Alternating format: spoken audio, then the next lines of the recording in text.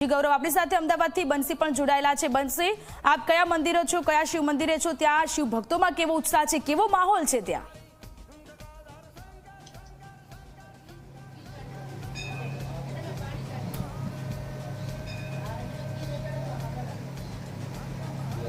જી સોનલ, करालम महाकाल कालम कृपालम। અત્યારે હું મહાકાલ મંદિરના ગર્ભગૃહમાં છું, એટલે તમને લોકોને વિચાર આવશે કે શું ઉજ્જૈનમાં છું, પરંતુ નહીં, અમદાવાદમાં જે મહાકાલ મંદિર વિરાજમાન છે, જેનું ગર્ભગૃહ પૂરી રીતે ઉજ્જૈનમાં જે જ્યોતિર્લિંગ મહાકાલેશ્વર છે તેની રીતે બનાવવામાં આવ્યું છે। તેની પૂજા અર્ચના પણ તેવી રીતે કરવામાં આવે છે અને આપ ભગવાન શિવને દેવાધિદેવ મહાદેવ શકો છો, તે શિવલિંગને જોઈ શકો છો।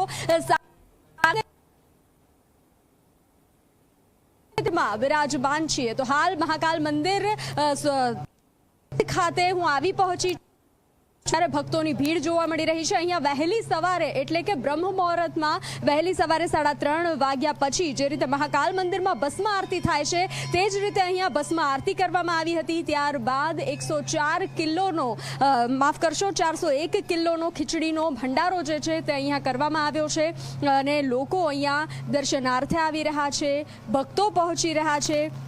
આપણું જે જ્યોતિર્લિંગમાંનું ત્રીજું જ્યોતિર્લિંગ જે છે મહાકાલેશ્વર, તેને લઈ અને દરેક દેશમાં શ્રદ્ધા હોય છે, ત્યારે અમદાવાદમાં પણ જે લોકો આજે મહાકાલ મંદિરમાં મહાકાલેશ્વરમાં દર્શન કરવા નથી જઈ શકતા તે જ અનુભૂતિ સાથે અહીંયા આવે છે અને અમદાવાદમાં વિરાજિત મહાકાલ મંદિરના દર્શનાર્થે આવે છે। તો આપણી સાથે મહાકાલ મંદિરના महंत महाराज जोड़ाયેલા છે, તેમની સાથે વાત કરીશું। अभिषेक जी, जी अभिषेक जी, आप ये महाकाल मंदिर जो है सुबह भी आपने भस्म आरती की, रूटीन यहाँ का कैसा होता है और साक्षात गर्भगृह में आके ऐसी अनुभूति हो रही है कि जैसे हम उज्जैन महाकाल अवंतिका नगरी में हो?